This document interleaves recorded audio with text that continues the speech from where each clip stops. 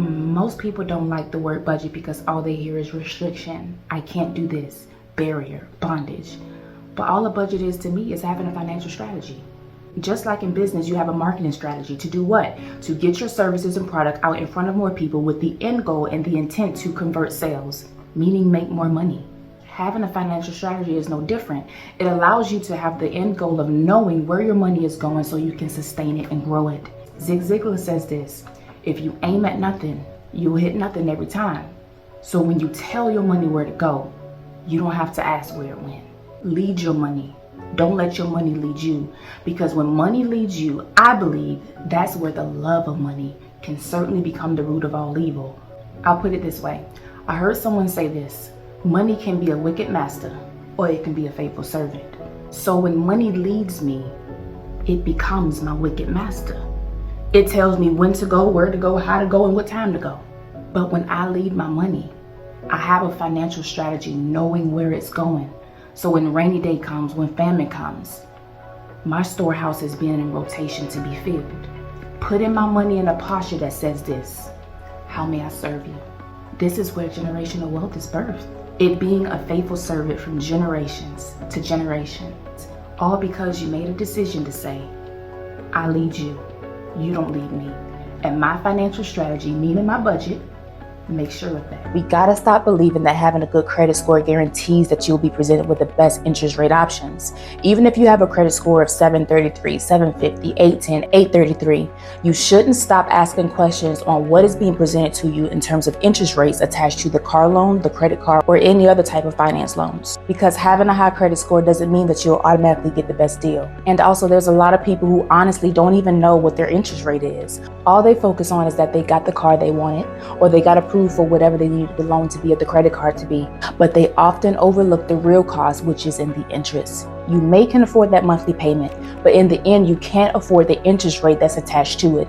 And many people don't realize it until the novelty wears off or until they're too far in. That interest rate means you're paying much more than what you originally borrowed, and unfortunately, many people miss that. Let me first break down credit card interest rates and how it's applied. Let's say you have a credit card with a 27% interest rate, and you have a balance of $10,000 and you're paying the minimum payment of $250 a month.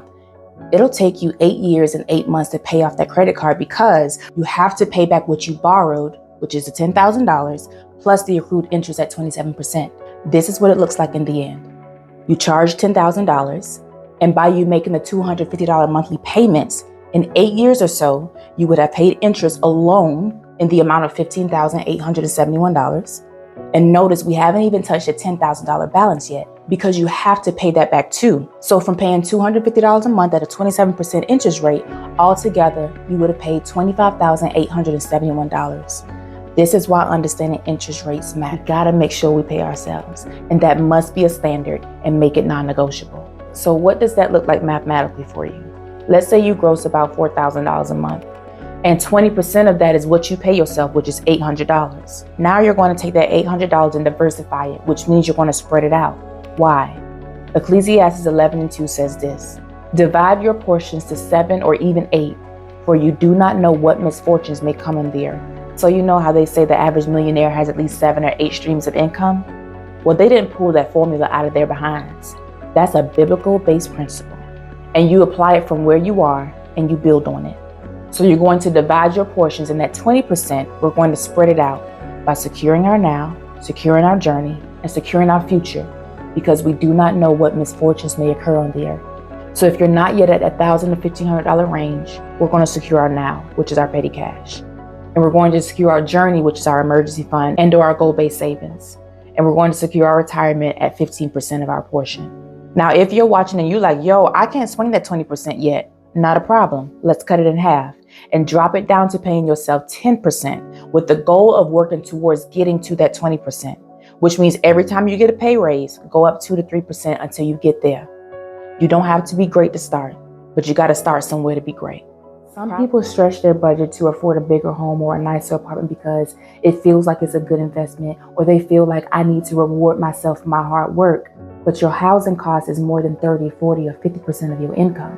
And instead, you're viewing downsizing as a step backwards and how it'll affect your image and how it'll make you look, but really is a step forward to gaining financial stability. And when your housing is more than 30, 40, or 50% of your income, you are house poor, which means it makes it extremely difficult to save money, to pay off debt, or to cover unexpected expenses that is certain to come with owning or renting. Listen, no one's exempt from getting hit with unexpected expenses. I don't care what tax bracket you're in. And you think you're stressed because of everything and everyone else, but really you're stressed because you spread yourself too thin financially. Let me give you an example.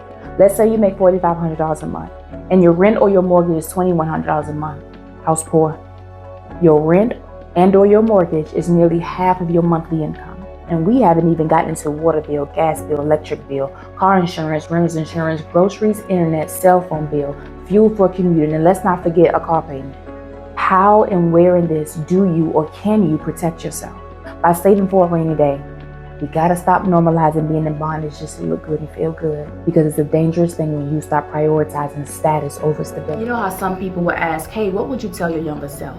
Well, I want people to develop the mindset that says, yo, I want the 50 or the 60-year-old version of me to say, yo, thank you, young buck, for covering me. Thank you for being mindful of me and planning for me 10 years ago, 20 years ago, 30 years ago. Because the reality is, as we get older, we won't have the stamina that we used to, the patience that we used to, the tolerance level for bull crap on the job like we used to. So while I'm in my tolerable stage, let me set myself up so I can one day work because I want to, not because I have to. Don't wait to plan. Have a long-term care plan. Having a long-term care plan in place is crucial, especially when you get to an age where you can no longer perform your daily activities. So become more familiar with your genetic illnesses and disabilities that may run in your family, and learn what that looks like in terms of restrictions from performing your daily activities, and what age range does it typically affect the most. Mid-60s, late 70s, early 80s. For having Alzheimer's and neuropathy, it typically requires having a full-time caregiver somewhere between the age range of late 70s, early 80s. And what does that look like in terms of cost? Because having a full-time caregiver, depending on the extent of the need, can average about $10,000 to $20,000 a month. But in the next 20, 30, 50 years from now, what would that dollar amount be in terms of inflation and high demand? And if I don't have a long-term care plan in place, the next question is, can my retirement plan afford or support me possibly needing a full-time or part-time nursing care when I'm in my 70s, 80s, or 90s? Or will I be put in a position to drain my retirement account, sell all of my assets, just to see what government assistance programs I may or may not get approved for? My rule of thumb is always going to be this: don't depend on the government to save you. Plan today so you can protect tomorrow, and get a long-term care plan that will kick in to pay for your nursing assistance if and or when you need it. Proverbs 6:6-11 teaches us a lesson about an ant. An ant. And it tells us to observe and watch how that ant moves in wisdom.